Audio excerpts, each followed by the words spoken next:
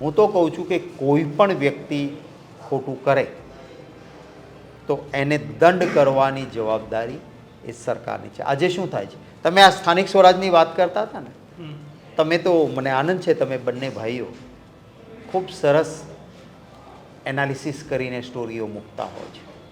તમે એનાલિસિસ કરજો.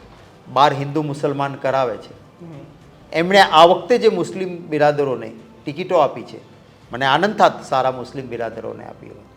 કોને આપી છે, એના ગુનાહિત ઇતિહાસ કેવા છે,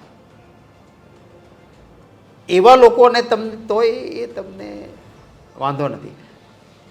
મેં તો પહેલાં પણ એક વખત કહ્યું હતું કે હિન્દુત્વની વાત કરનારી આ સરકાર, એના કારણે દુનિયામાં હિન્દુ દુઃખી થાય છે.